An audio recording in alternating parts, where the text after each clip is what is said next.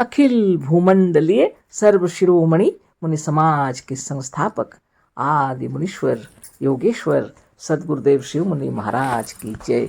उपस्थित मुनि वृंद, साधु सज्जन वृंद, संत वृंद, साधक वृंद, आध्यात्म ज्ञान के जिज्ञासु और प्रेमियों, सभी श्रोता वृंद, आप सभी को मेरा कोटिशः नमन, सप्रेम जय जय। तो आध्यात्मिक चर्चा चल रही है और हम लोग सदगुरुदेव शिव मुनि महाराज रचित ग्रंथ ईशावास्य उपनिषद का निष्पक्ष भाष्य के अंतर्गत आज अध्याय 14 पर विचार करेंगे। गुरुदेव शीर्षक दिए हैं सोने के टुकड़ों के कारण, अर्थात लोभवश लोगों ने सत्य नहीं कहा। अब तक हम ईशावास्य उपनिषद के 14 मंत्रों का अर्थ कर चुके हैं। आज यहाँ 15वें का अर्थ टीका या भाष्य करेंगे। इस मंत्र में पूर्वोक्त विषय का ही वर्णन है। इस 15वें मंत्र में यह बताया गया कि सत्य को सोने के चमकदार टुकड़ों ने ढक रखा है, सत्य के मुख का अर्थात द्वार को रोक रखा है। धन के लोभ और लालचवश सत्य के जानने वाले या सत्य को साक्षात्कार करने वाले ज्ञानियों ने सत्य को खोलकर भी सत्य के जिज्ञासुओं के सामने नहीं रखा। जिस समय में यह मंत्र कहा गया है उस समय सोने के टुकड़े ही मुद्रा या सिक्के के रूप में प्रचलित थे और यह सत्य कहने वाले को कोई देने वाला ना था। इसी बात को ईशावास्य उपनिषद का यह मंत्र निम्नलिखित रूप में कहा है, जो निम्नलिखित प्रकार से है। मंत्र है हिरण्यमेन पात्रेण सत्यास्यापीहितं मुखम तत्त्वं पूषणं पावृणु सत्य धर्माय दृष्टये। पदच्छेद किए हैं।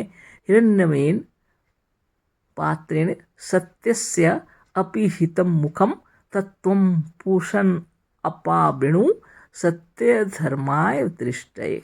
अन्वय भी किए हैं। हे पूषण सत्यस्य मुखम हिरण्यमेन पात्रेण अपीहितं तत्त्वं सत्य धर्माय दृष्टये अपावृणु। शब्दार्थ ये हैं। हे मतलब है, पूषण मतलब पोषण करने वाला, अर्थात जीव या आत्मा। पोषण करने वाला जीव ही है। जिस शरीर से यह निकल जाता है उसका पालन पोषण कोई नहीं कर सकता, वह सड़ गल कर नष्ट हो जाता है। मजहबी लोगों का यह कहना कि पालन पोषण करने वाला ईश्वर है नितांत असत्य है, क्योंकि उन्हीं लोगों के कथन अनुसार ईश्वर तो सर्वव्यापक होने से मृतक में भी वर्तमान है। यदि ईश्वर से शरीर का पालन पोषण होता तो मृतक शरीर सड़ गल कर नष्ट ना होता।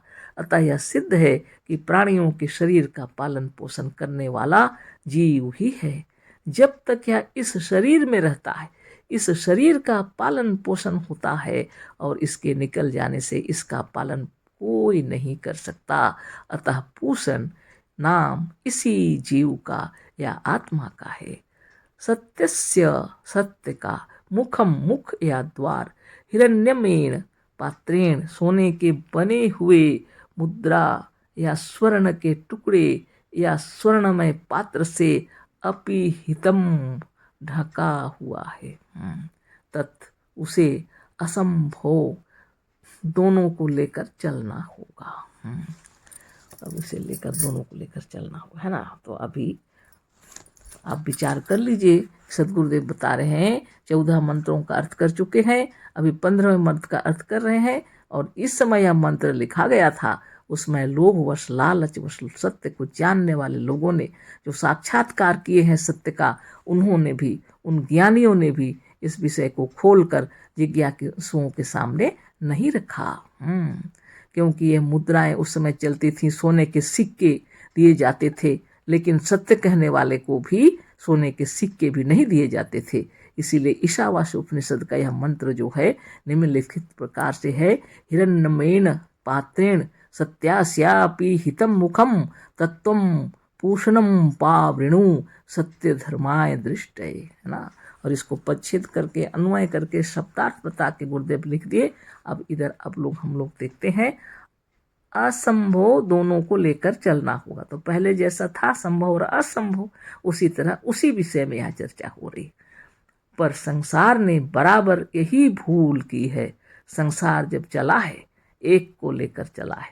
जिस देश ने आध्यात्मिकता को या आध्यात्मिक ज्ञान को अपनाया उसने पदार्थ विज्ञान की, शरीर की, सांसारिक पदार्थों की उपेक्षा की। और जिसने पदार्थ विज्ञान को, सांसारिक पदार्थों और शस्त्रास्त्रों को अपनाया उसने आध्यात्मिक ज्ञान, योग और आत्मबल को कुछ नहीं समझा। पर वेद कहता है कि दोनों को लेकर चलो। यह वेद के इस मंत्र का अर्थ और सिद्धांत है। पर दूसरे जितने भाष्यकार हैं इस साफ, शुद्ध, उपयोगी और स्पष्ट अर्थ को ना करके इसका अर्थ अपने अपने मजहबी सिद्धांतों के अनुसार ऐसा किया है, ऐसा गोलमाल किया है कि वेद के इन मंत्रों का अर्थ समझना तो सरल है पर इनके भाष्य और अर्थ को समझना महा कठिन है।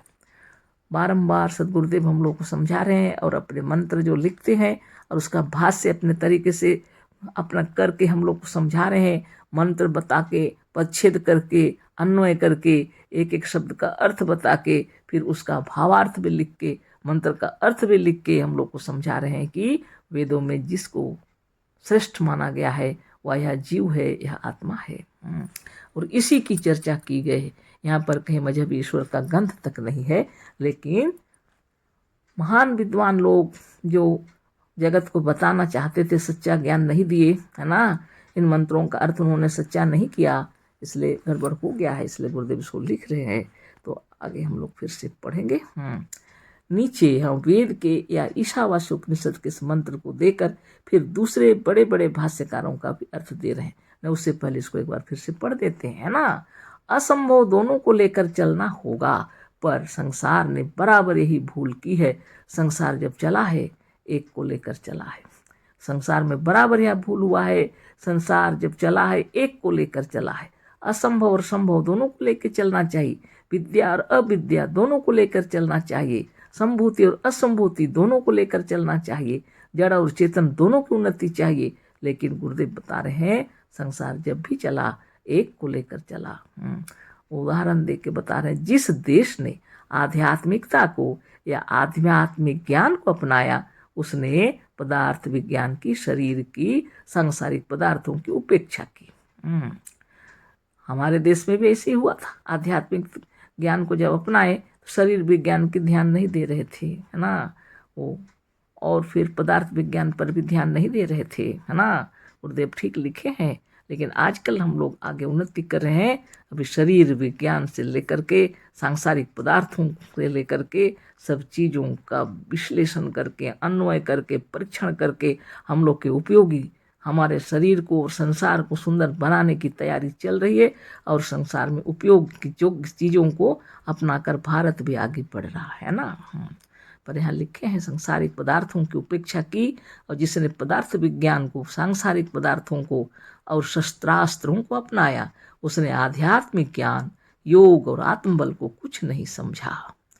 पर वेद कहता है कि दोनों को लेकर चलो। यह वेद के इस मंत्र का अर्थ और सिद्धांत है। पर दूसरे जितने भाष्यकार हैं इस साफ, शुद्ध, उपयोगी और स्पष्ट अर्थ को ना करके इसका अर्थ अपने अपने मजहबी सिद्धांतों के अनुसार ऐसा किया है, ऐसा गोलमाल किया है कि वेद के इन मंत्रों का अर्थ समझना तो सरल है पर इनके भाष्य और अर्थ को समझना महा कठिन है। गुरुदेव आगे लिख रहे हैं, नीचे हम वेद के या ईशावास्य उपनिषद के इस मंत्र को देकर फिर दूसरे बड़े बड़े भाष्यकारों का भी अर्थ दे रहे हैं।